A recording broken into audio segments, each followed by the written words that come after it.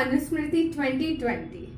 I, Mrinmay Sanap, a second-year occupational therapy student from St. G.S. Medical College and KEM Hospital, would like to be your host for this evening. The Medical Humanities Department of our college every year on this day conducts an event called as Manusmriti. This event is conducted on the loving memory of Dr.M.V.L.Kothari sir, who was a beloved member of this institute. Today's session is going to comprise of our great speaker, Dr. Rajesh Parikh, to educate us on the topic, the joys of studying medicine. Now I request Dr. Lopavita ma'am to have the honor in introducing Dr. Rajesh Parikh sir to us. If one is asked to introduce a person who is already very well known amongst the medical fraternity and patients, it is a difficult proposition to throw more light on an already very bright personality.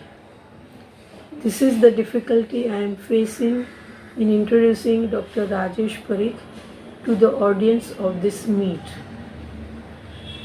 Dr. Rajesh Parikh, an alumnus of St. G.S. Medical College and KEM Hospital and that of Johns Hopkins School of Medicine, Director of Medical Research and Honorary Neuropsychiatrist of Jasloke Hospital and Research Center, and Adjunct Professor of Psychiatry at Carver School of Medicine, University of Iowa, USA, has written more than 150 research papers in the world acclaimed international medical journals. He holds brilliant academic records and is recipient of over 200 awards. He is an invited faculty at Harvard, Yale, and Johns Hopkins Medical School. So I will focus on another of Dr. Rajesh Parikh's facets. Today is Manusmriti Day.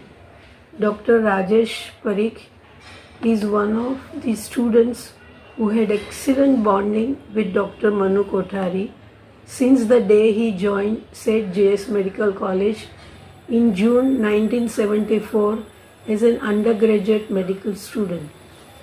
So it would be relevant to talk about how Dr. Kothari and myself saw Dr. Rajesh Parikh evolving as an undergraduate and postgraduate medical student, which will also prove that he simultaneously enjoyed and evolved as a medical student, and hence when he talks about enjoying the study of medicine, he has personally put this in practice till today, and we have been witness to that fact.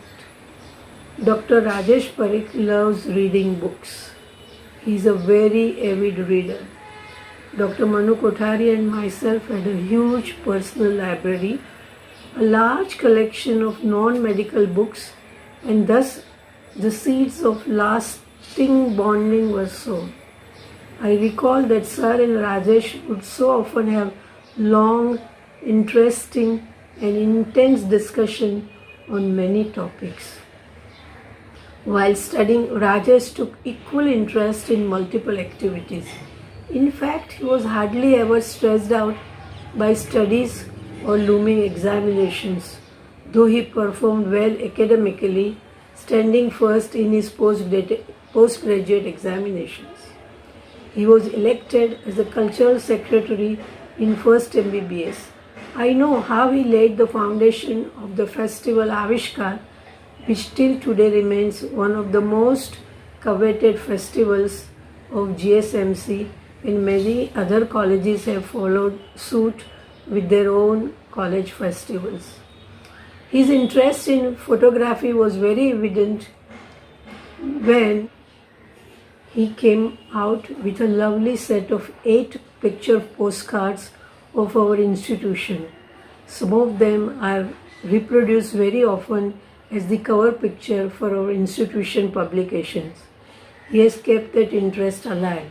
He has published a coffee table book on photography on Kashmir and has won awards in photography. He was an enthusiastic trekker. His interest has taken him to the Himalayas and the Alps. As I understand, his recent trekking was in the Andes Glacier in Argentina. I remember in the 70s, our college was always on top in debates and elocutions. Rajesh won awards as Best Debater, Bombay University Inter-College Debates. He was on the winning team of DD Mastermind Quiz and captained Bombay University Quiz and debating teams. It is not surprising that he and his teammates conducted a public speaking course, and I was one of the beneficiaries of that course. He still holds that supremacy in that sphere which you will witness today. He has received awards for debating, dramatics, GK quizzings, besides poetry and paintings. He has been trained as a pilot. He knows 6 languages and now is learning 2 more. Music cannot be left behind. He is learning saxophone and is a connoisseur of classical music. He has many admirers. He has a good friend circle with friends from as far back as school days. He can really guide for good mood balance as he himself puts in active practice to keep himself happy and live joyfully. He spoke at the session on suicide prevention and underlined how to live joyfully. No wonder he was invited to meet President Abdul Kalam and Prime Minister Manmohan Singh for discussions on mental health. Recently, he has co-authored a book on COVID-19 titled The Coronavirus, What You Need to Know About the Global Pandemic, published by Penguin, which has become the first bestseller of 2020.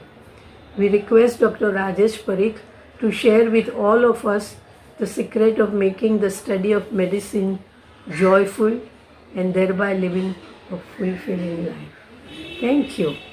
Thank you, madam, for your kind words of introduction, hyperbolic though they may be. I am doubly honored to be here with you this evening. First, to deliver an oration in honor of a mentor who is very dear to us, and also because I have just been introduced, admittedly in an exaggerated manner, by another mentor, Dr. Lopa Mehta. I figured a little earlier today that I must have cumulatively spent between 1,500 and 2,000 hours with the two of them over the past many years. And during that time, I may have obtained an insight which I'd like to share with you this evening into how they epitomized the joys of studying medicine. I first came to the attention of Dr. Kothari in the course of a debate. I was a teenager then, and it was the first few days into medical college, the GS Medical College. And we were in the debate, which was basically a ragging event.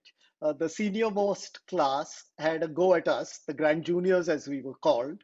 And I opposed the proposition that day, which was love is a four-letter word. Surprisingly, the seniors were in a kind mood that day. They listened in pin drop silence when I spoke, which was interrupted occasionally by generous applause. At the end of the debate, Dr. Kothari, who was in the chair, spoke kindly about our team and also had a few words of generous praise for me. After that, he invited me to chat with him and Dr. Lopa Mehta in the office that they shared. And that afternoon began a conversation which went on for many years in different avatars. And some of what I have to share with you today is drawn from these conversations over the years. They must have surely wondered at the strange character who was there in the office with them that day. I was in my teens. I wore hair which was shoulder length, had 4 or 5 pairs of faded jeans, and a handful of t-shirts. But we shared amongst ourselves a common love of books and also of some specific authors going back almost 1,000 years. We often engaged in long conversations. Some of these went on over 2 or 3 days, lasting 14 or 15 hours. And one of them comes to my mind as I speak to you. And that began on an afternoon around 2 or 2:30. Uh, Dr. Lopa Mehta wasn't in that day. And Dr. Manu Kothari and I started a conversation on the interesting relationship between humans and the objects, about the connection between us and the objects we cherish, how we may begin to possess them, and how over time they may also come to possess us. And that conversation, I think, started with a discussion on Eric Fromm and then continued till about 6 in the evening, at which point we walked towards the cafeteria, all the while continuing on this single topic. And then in the cafeteria, we were there till 9 p.m. until it was time to close. And we were not yet done. So we went and sat outside the cafeteria under that beautiful palm tree, which was shown in one of the photographs that I've taken of the GS Medical College and the KM Hospital. And we conversed till about 10:30. And something very unusual happened that day. Someone had gifted Dr. Manu Kothari an exquisite leather briefcase with shiny brass locks, and I just casually mentioned to him that this beautiful attaché doesn't go with you. I can't imagine you carrying it everywhere. And then suddenly he did something which was so strange. He picked up that briefcase and chucked it about maybe 8 or 10 feet. And as I got up, he withheld me and went himself to pick it up. The gravel on which it had fallen had scratched it somewhat, and of course, there was considerable dust on it. And then he showed it to me and said, "Now I shall never have to worry about this briefcase possessing me. Otherwise, I would have been careful about not banging it around, of treating it very gently." He and I both tended to be a bit obsessive about keeping everything clean and in pristine condition. And he declared that he was now free of being possessed by that bag. However, the conversation was not over. It began again next day and went on till about lunchtime. So must have taken about 14 or 15 hours. However, not all our conversations were this intense. There were often moments when we joked, we punned incessantly, we played around with words and with ideas as though they were toys. And Dr. Lopa Mehta, who often participated in these conversations, was also our reality check. Sometimes we went completely off track, me or more than Dr. Manu Kothari, and sometimes our discussions were off color. And Dr. Lopa Mehta, who had phenomenal control over her autonomic or involuntary nervous system, would gently bring us back on track, make our discussion more relevant to the topic on which we had started. And she did it without ever raising her voice. Her breathing rate was never changed, but she gently would ask us whether we'd like to take a break for tea. And that reminds me, I have to come back to chatting with you about the joys of studying medicine, and we will do that after this break, during which I shall play a video for you, which was recorded during an interesting event. This was a few years ago. You've probably heard of the Aspen Institute. They hold meetings in which they invite guests to discuss ideas, some of which are quite practical. But there's a certain joy in discussing concepts and possibilities. And one year, both Manubhai and I were independently invited. Neither of us was aware that the other was to be there. And we were delighted to see each other there. And during that time, well, Manubhai was talking about physicians, he suddenly broke into a song. And that's a song I'm going to play for you. And a lot of people in the audience didn't know Hindi, but that was never a factor to deter Manubhai when he was expressing his joie de vivre. And he sang for all of us. He refers to me because I was sitting there in the audience. And I'd like you to hear this. And as soon as we watch this video, I promise I will continue talking about the joys of medicine. I brought them up because they exemplified the joys of studying medicine. I shall sing before you, which carries the essence of doctor-patient relationship, which we have to bear in mind.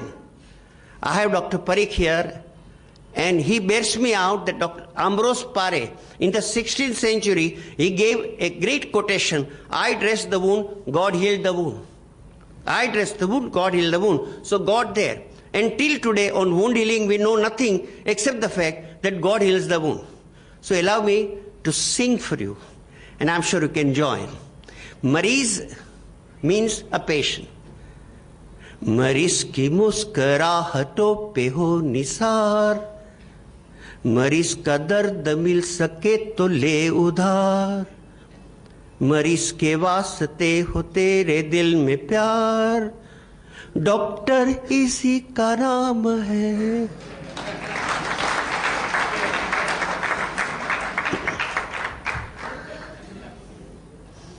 We doctors are expected to be well dressed, but never too well dressed, because it intimidates the patient. There is a conversation in New England Journal of Medicine where a patient tells the doctor, Doctor, I am afraid of you because you are too well dressed for me. So we are supposed to be voluntarily poor. माना doctor देखने में फकीर है, फिर भी यारो दिल के वो अमीर है. माना डॉक्टर देखने में फकीर है, फिर भी यारो दिल के वो अमीर है. मिटे मरीज के लिए वो जिंदगी, करे मरीज के लिए वो बंदगी. किसी को हो न हो हमें है एतबार, डॉक्टर इसी का नाम है. A patient comes to us not by walking, not in car, not on cycle, but on a path of faith. A patient comes faith. Faith. रिश्ता है मरीज के एतबार का, जिंदा है तबीब से नाम प्यार का. You know one thing I tell you, somebody in distress, you look at the person as your own, and if love is dripping from your eyes, much of the patient's illness is likely to be mitigated. We must look at the patient. It's I who am suffering. It's I. It's incidentally. In fact, in Quran it is said that before a doctor goes to a patient, he must thank the God that but for your mathematics, I could be there and the patient could be here. Please remember. रिश्ता है मरीज के एतबार का, जिंदा है तबीब से नाम प्यार का, कि मर के भी मरीज को याद आएंगे, मरीज की आंसुओं में मुस्कुराएंगे, कहेगा हर मरीज मरीज से बार बार, डॉक्टर इसी का नाम है.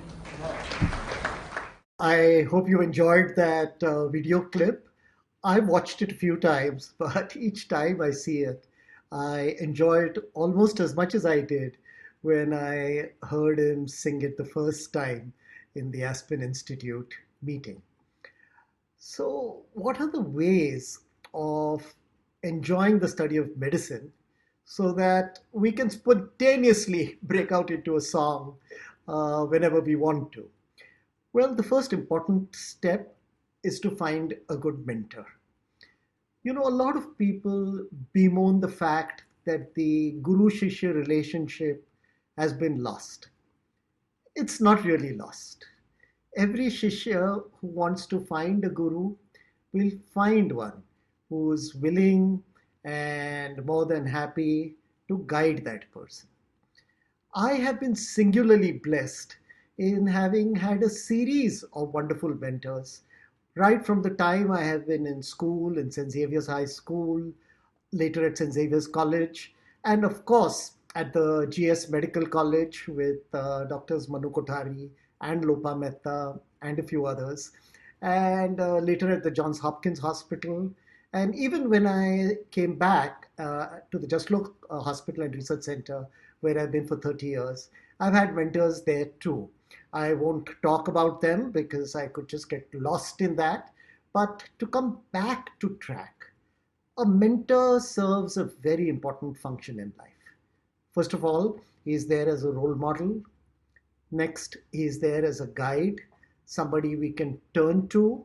And in Manubhai and Lopaben, I found excellent mentors who I could turn to anytime I wanted advice and guidance. But most of all, they mentored me by the way they lived, by their ways of being. And finding a good mentor in life can help us to enjoy the joys of medicine, particularly if that mentor shares some of the values that we cherish in our own lives. The next thing is to deal with something which is the antithesis to the joys of studying medicine, and that is exams. We all know how competitive medical exams can be with the high benchmark they set even for passing, and also the fact that in an institution like the GS Medical College, which draws the best of the best from all across the country, there is very often intense competition to perform well. And that can be immensely stressful for individuals who are always used to coming first in the class. So you get a couple of hundred medical students from different schools, different parts of India. They all top the class, and now they are together in this competitive environment. And in that, somebody who's used to being first in class will find himself or herself in the middle, or sometimes often at the bottom of the class. And what Manubhai taught me very early in my medical career is to disengage the performance of exams from the acquisition of knowledge. Uh, exams are like a performance art. They do represent, of course, to some extent, one's knowledge, but they're not fully representative of what we know. And Manubhai gave me an excellent example, I think, in my first month in medical school, when he told me that imagine if we're watching a film which is a thriller, say a James Bond film, and if you knew in the beginning of the film and through its duration that at the end of it there was going to be a test in which you were going to compete with others, and the test would involve questions like how many bullets did James Bond fire, what was his success rate, who were the people around the villain, and of course, how many beautiful women did James Bond meet in the film? And if we were trying to cram all that information as the film was running, then certainly the film would no longer be as enjoyable as it would be if we were not to worry about having to remember every little and often irrelevant detail about the film. And so one has to gradually acquire the taste for knowledge in itself rather than for outperforming somebody else. And it might seem ironic that Madhubhai and Lopa would talk about it because between the two of them, they had won every gold medal there was to win in the course of their own medical education. In fact, I used to joke that between them, they had won more medals than India in 120 years of competitive Olympics. But one other way to look at it is, having done so well, perhaps they had realized what the difference was in the value of those medals as opposed to the knowledge that they had.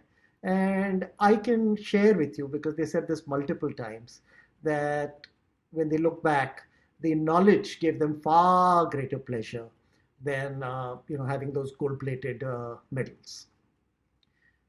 But I realize I'm talking to an audience of GSMCites, and a few words are not going to make you devalue the exams. So there is a way of performing well in the exams, and I discuss that quite often with both Manubhai and Lopaben. One way which I found useful was to devise mnemonics. I have always enjoyed doing crossword puzzles, have always enjoyed creating new words. And so by creating mnemonics, and I know that GSites are pretty good at it, is one fun way to remember things for the exams. I still remember years later a mnemonic that we had created for remembering all the different gates when things go wrong. And the mnemonic, I think, went something like this: a Sikh Sardarji with such severe left ventricular failure went to the very famous GS Medical College. And in that, I think we covered about 18 different gates. And when I discussed that with Manubhai, he said, but what about the normal gate? Shouldn't we talk about what the normal gate is before we start discussing what the abnormalities in are? And I sort of added to that. And I said, well, how about the evolution of the human gait from being quadrupedal to bipedal? And so I was lucky when I got that question in one of my exams. I was able to describe the human gait as it evolved, how it worked beautifully, how it changed in athletes, and of course, the gait abnormalities that one had memorized with the mnemonic. Uh, Drawing diagrams, spreading out one's answers, making notes at the back of the page. I don't remember all of those, but I, learned from Manubhai that drawing nice big diagrams makes it a little easier for the examiner. You would always tell me, be a little compassionate to the examiner, because he has to see so many question papers and answer sheets, and sometimes adding a few references at the end of the answer just made it a little easier to perform better, regardless of what one's state of knowledge was. So the second thing is not to be focused on exams, but to take joy in learning. And to help us along, friendships play a tremendous role. I once again have been blessed in having a large number of friends, as Lopa Ben indicated in her introduction, going back to kindergarten all the way through school, college, GS Medical College, the Johns Hopkins Hospital where I studied. And in my own life, friends have played a very important role in helping me to enjoy medicine. For one, we can chat with them. You know, my friends and I would often sit in the cafeteria for a couple of hours discussing a case. So when we have friends who understand us, who we can turn to, that too plays a great role in helping us to handle the stressors that accompany medical education. I speak about personal experience because I know that to be true, and perhaps I am more qualified to talk about that than many theoretical constructs in enjoying medicine.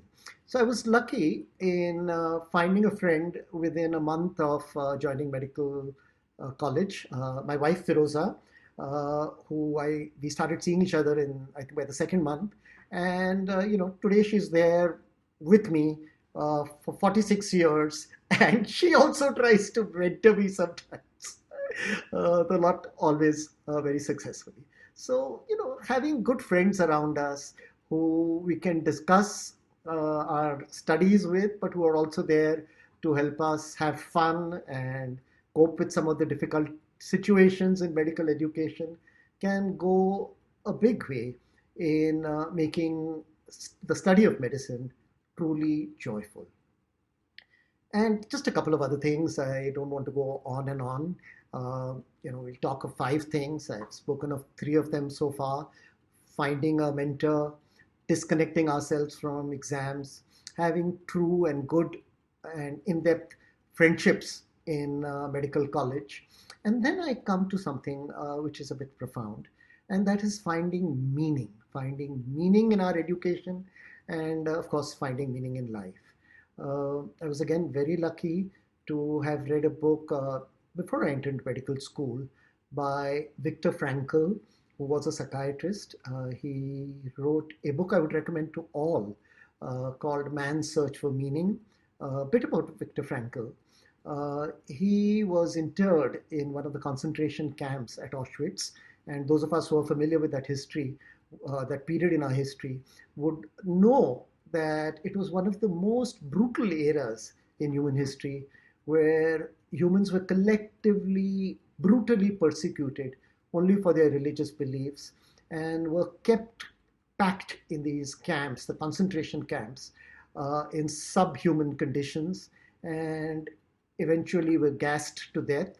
Some survived. Fortunately for all of us, Viktor Frankl was one of them. And he wrote this book, Man's Search for Meaning, which incidentally is one of the books that Manubai and Lopaben both loved. And so it brought us together. We must have spent hours discussing Viktor Frankl and Man's Search for Meaning. But the central premise of Viktor Frankl's book is that as long as we have meaning in life, we can live joyfully, we can endure the most difficult conditions. One can only imagine the horrors in the concentration camps in the 40s. And in that, Viktor Frankl saw beauty, he saw love, he saw compassion, he saw courage, and the lessons that he draws from them continue to tell us today, decades later, that having meaning in life has a very important role in enabling us to experience the joys of life in general and also of medicine. And then finally, it's also important for us to enjoy certain things outside of medicine. Each of us has certain unique talents, certain things that we enjoy, among other things which Lopaben so kindly mentioned. I enjoy walking. I walk for about an hour every day. It gives me an opportunity to be mindful, to reflect, to plan the next day. And I used to do this right through medical school. And in fact, through high school, I developed the habit of walking for an hour every day. But each of us can find something joyful. It might be singing, it may be painting, it could even be being on social media. But connecting with something outside of medicine is also a great way of not really disconnecting from medicine, because medicine is such a broad based science that it connects with almost everything else in life, because it is about issues deep to our very existence. And in doing that, we also get a better understanding of medicine.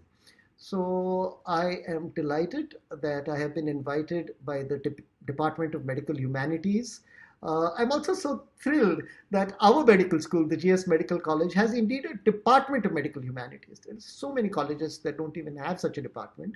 And both Doctors Manu Kothari and Lopa Mehta are very instrumental in creating this tradition that has made it possible to have a Department of Humanities. You know, when we're studying medicine, sometimes things can get dreary. I've had my moments of sadness, particularly because we are dealing with conditions we cannot treat, human beings we cannot help. Sometimes we deal with death. And one of the things that Manubai and Lopaben taught me is that if we can truly appreciate how beautifully the human body works when it is in good health, and even sometimes when it is not, that can offset some of the stress that we come across when we're dealing with patients. You see, most of the time, medical education is dealing with what is morbid, what goes wrong. We rarely think of the human brain in terms of how beautifully it works, better than most machines, at least till today, how beautifully the heart works. And instead, we're caught up with what goes wrong with the heart, what goes wrong with the brain. I remember Gandhiji once, described a certain report, the Simon Commission report, I think, on India, as a gutter master's report. And unfortunately, sometimes when you're studying medicine, it's really like looking into the sewers, seeing what is wrong. And humanities allows us to see and also to experience what is beautiful about human existence, how elevating good poetry or good music or sometimes even good art can be. I feel fortunate to have studied at the JS Medical College, to have had such excellent mentors in Doctors Lopa Mehta and V.L.Kothari. And I know I'm talking mostly to GSites, so I have to summarize neatly in a manner that is easy to remember what we've talked of so far. So let's create a mnemonic. Okay, we talked of good mentorship. We talked of disengaging from exams. We talked about friendship. We talked about having meaning in life and about the humanities. So a good mnemonic might be: make every friendship matter hugely. There we are. Mentorship, exams, not important. Friendship, meaning in what we do, and the humanities. And I guess it's time to play one more video for you. This is one which is called Desiderata. It is a piece of writing which goes back to 1927, almost 100 years ago. And again, it is one of those pieces which mystically bonded me with Doctors V.L.Kothari and Lopa Mehta, because it hung in their office. And I also had one in my room during my pre-medical days. So I'm going to play this video for you, after which I'm open to questions, answers, and listening to your points of view, of course.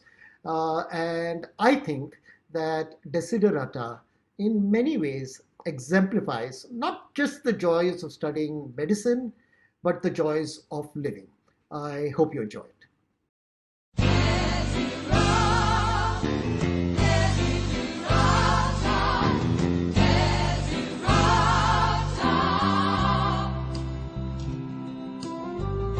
Go placidly amid the noise and haste, and remember what peace there may be in silence. As far as possible, without surrender, be on good terms with all persons. Speak your truth quietly and clearly, and listen to others. Even the dull and ignorant, they too have their story. Avoid loud and aggressive persons. They are vexations to the spirit. If you compare yourself with others, you may become vain and bitter, for always there'll be greater and lesser persons than yourself. You are a child of the universe, no less than the trees and the stars. You have a right to be here, and whether or not it is clear to you, no doubt, the universe is unfolding as it should.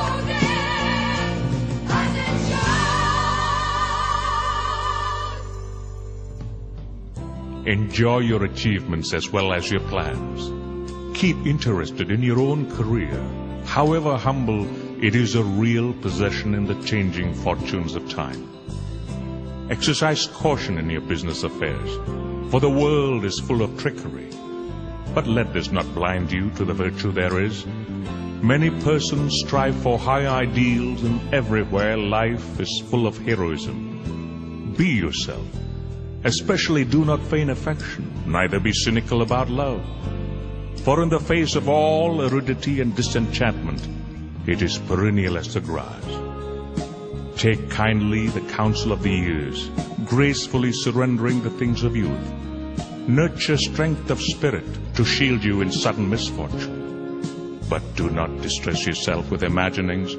Many fears are born of fatigue and loneliness. Beyond a wholesome discipline, be gentle with yourself. You are a child of the universe, no less than the trees and the stars. You have a right to be here, and whether or not it is clear to you, no doubt, the universe is unfolding as it should.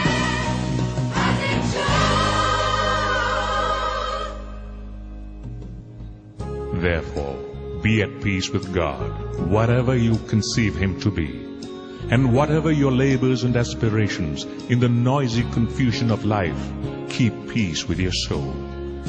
With all its sham, drudgery, and broken dreams, it is still a beautiful world. Be careful, strive to be happy. You are a child of the universe, no less than the trees and the stars.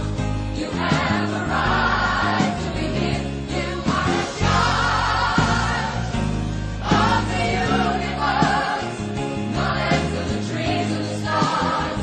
You have a right to be here. You are a child of the universe. So we have a few questions that have come in, and let me try and answer as many as I can or cluster them together to make it a little more efficient. But please put in your email IDs next to your questions, because if I can't get to them, then I will send you a reply by email. Some of the questions are personal.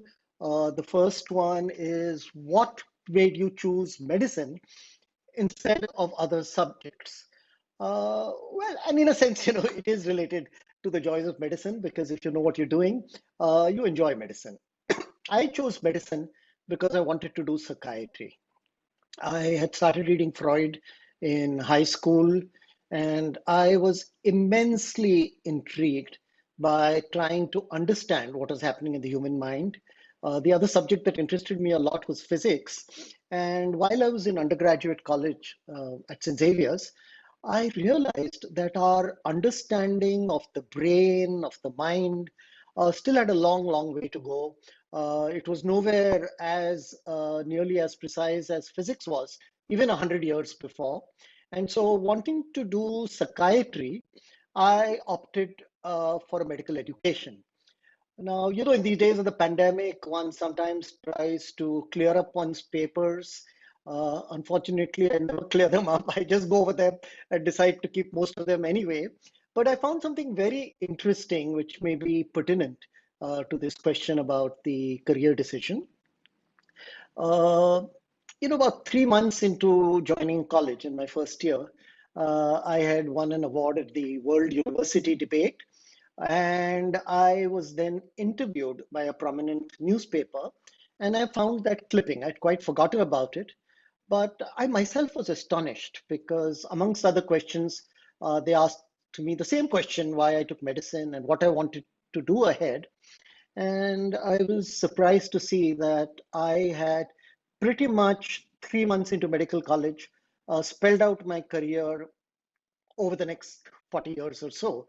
So I had said that I wanted to study psychiatry and neurology, that I'd want to study neuropsychiatry or neurosurgery, for which I would have to go to the United States, and that I would come back and I would work in India. So, knowing what one wants to do helps. I'm not saying that is necessary. It's equally good to keep an open mind and try and make a decision as one goes along. But the way it helped me deal with actually the follow-up question to this, which is how does one deal with the stress of medical education? The way it helped me was knowing what I wanted to do eventually, which was neurosciences.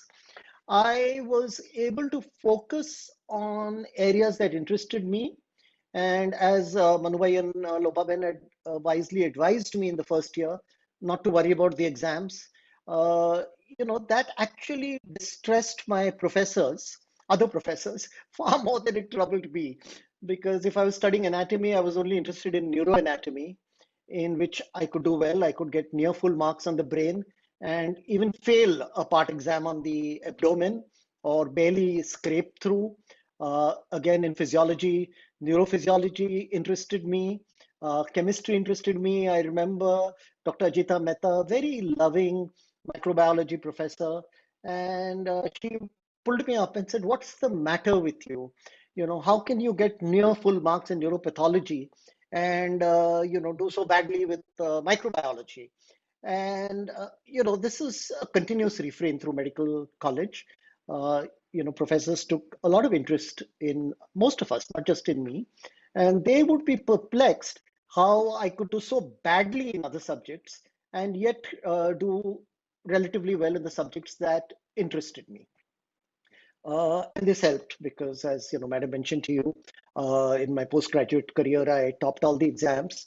So I think knowing what one wants to do, and the earlier one realizes that, the better it is. So that's a rather long answer to why I took medicine and how to relieve the stress of medical education. I've combined the exams part uh, with why I entered medicine, why I took medicine in the first place.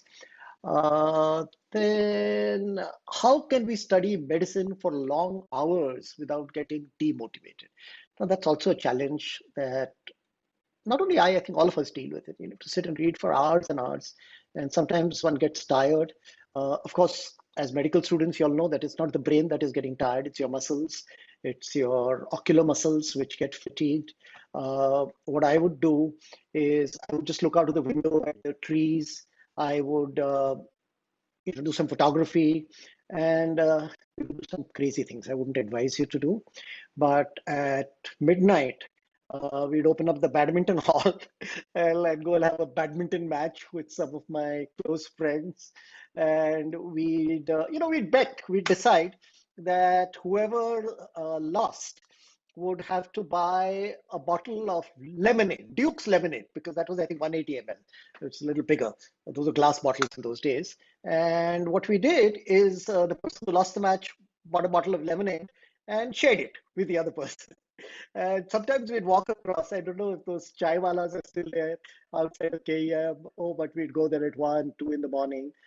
So interrupting your studies with other activities can be helpful.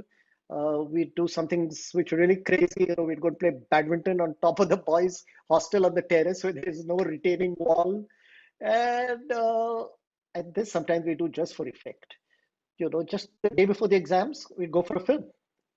I've gone before my second MBBS exam, even the final MBBS exam. I've gone and watched a movie the day before. It's not something I would advise anyone because it tires your eye muscles.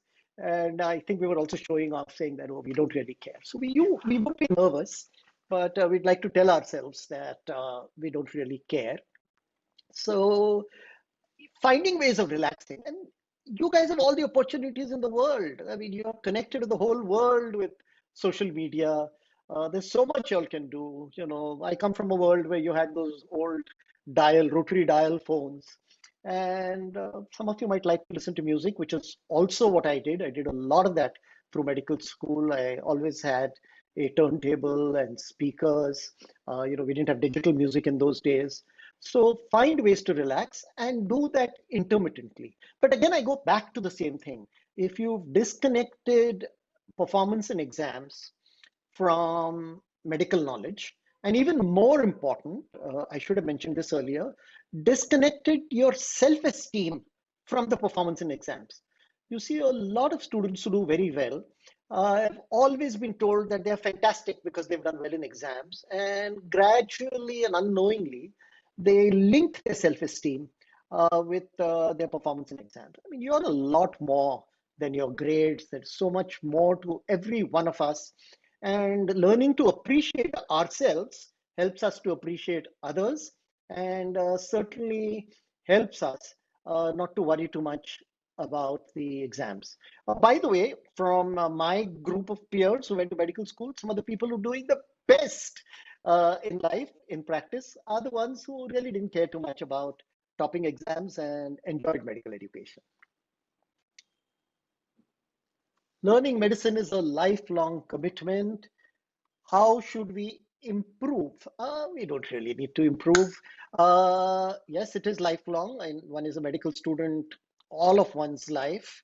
I certainly believe I'm a medical student. Just this morning, I spent about an hour and a half going through the New England Journal and the Lancet, particularly checking what's happening with the pandemic. But like that film Manubai and Lopaben told me about, the James Bond film, if you don't think of performance, if you don't think of the exams, you can enjoy. There's so much excitement in medicine.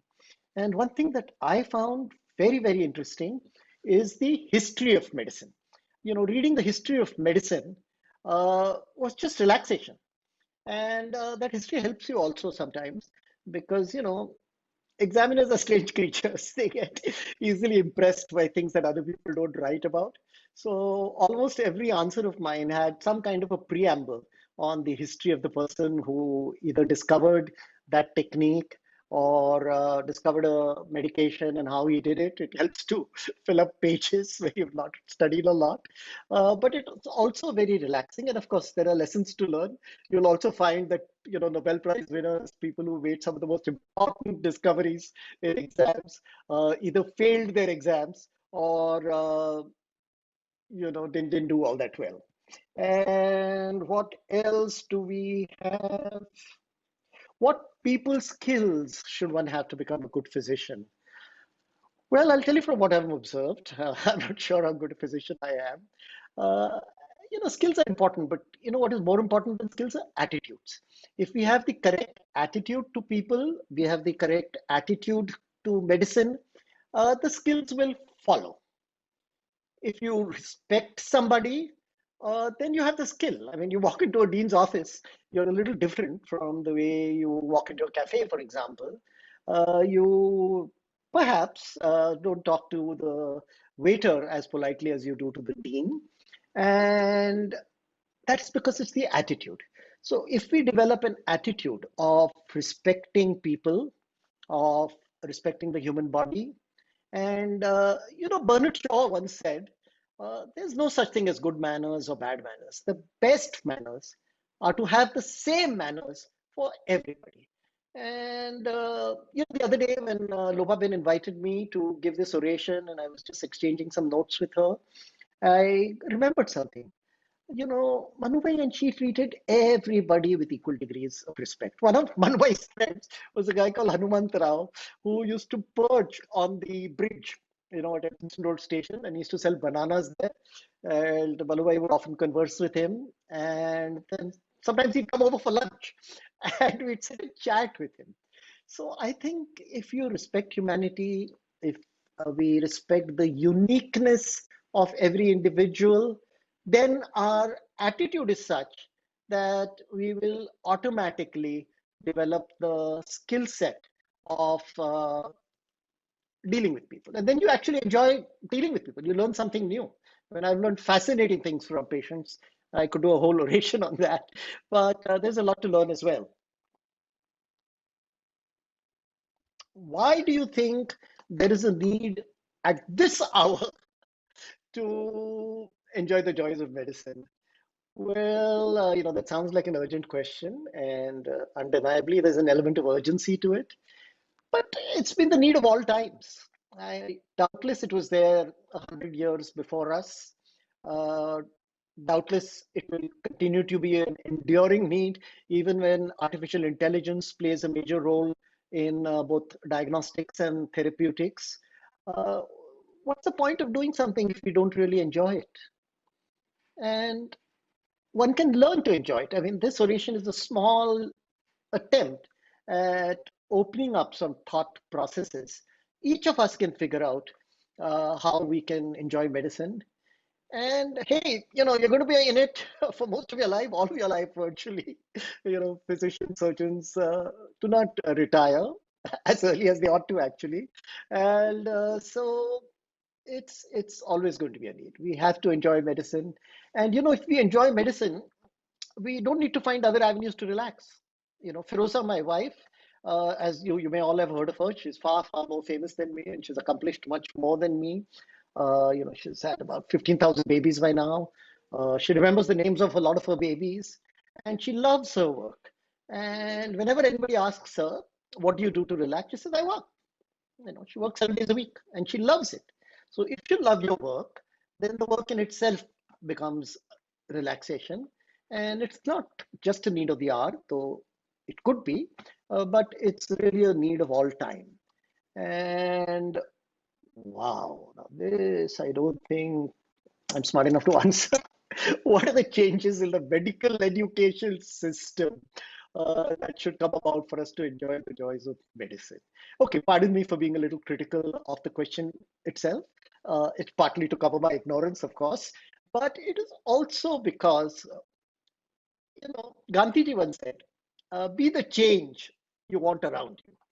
Uh, I had one question at one extreme, and how should one improve oneself? And I said, you don't really need to improve. And of course, here's a question of how do we need to improve the system? Undeniably, there has to be improvement on all fronts, but we should know what we can change and work on that. And the biggest challenge, of course, is to bring about change in ourselves. Uh, in this oration, I was hoping to cover what Lopaben and Manubai believed in through all of their lives, that we need to bring change within ourselves. And if we bring change within ourselves, we can infuse that change in others. Then others change around us. So I'm not sure. I mean, what should the system do? I remember I gave a talk on it, but obviously it wasn't important because I don't remember a word of what I said. I did say some generic stuff, uh, but again, harping on exams, harping on the usual cliches, holistic medicine, being all rounded, all of that. But that's okay when you're called as an expert to give a talk on a topic you don't know too much about. I'd actually declined that talk, but they insisted I come along. So I prepared. I prepared like you would for an exam, and went and gave it. Hence, I don't remember it too well. Uh, but I think what excites me is the thought of self-transformation. I believe my life has largely been a quest for self-improvement, of reaching out for excellence, if not achieving it at all times, and that process in itself is enjoyable. And there's one last thing about this changing the system thing, because I suddenly remembered that's what I told that audience, the students, and they wanted me, apparently the wise man, to tell them what the system should change. I said, I don't know. I'm not sure what should be done. I'm not in a position to change things. But you know something? You guys need to change yourselves. But more important, you should be telling us what changes you want. You should be proactive. You're not little kids who are looking to some old man to tell you how the system should change. It should be exactly the other way around. I'm sorry if I sound as though I'm lecturing. I don't little to. But if you want to change the system, you have to do it. Do it in your own way. Protest if you have to. But and systems have changed like that. Very few systems. I can't think of any political, social, economic, medical system which was changed by the people whose interests were vested in it. By now, we are so far gone into it that our interests are wedded into the system as it exists. But you, the young people, if you truly enjoy medical education, can become the agents of change. And we might resist that, but change will come, as it undoubtedly has over the centuries. So please learn to look upon yourselves as the agents of that change. It'll be great for you and for the generation that follows you. So in that sense, it is a responsibility. And I have thoroughly enjoyed talking to you. I can see that we've utilized the time that was set aside. There are more questions, and undoubtedly more are coming in. Please put in your emails, and I will answer you individually. Once again, thank you for inviting me to give this oration. As I said in the beginning, I'm doubly honored today. Thank you, Dr. Lopa Mehta, for that exaggerated introduction. I shall play it for Firoza when she's trying to mentor me. And Brindmay, thank you for putting all this together, and all the people in the background, who work away at putting this in a transmissible format. I thank you too. Let's all hope that we continue to enjoy medicines throughout our lives and also extend this process to enjoying life itself.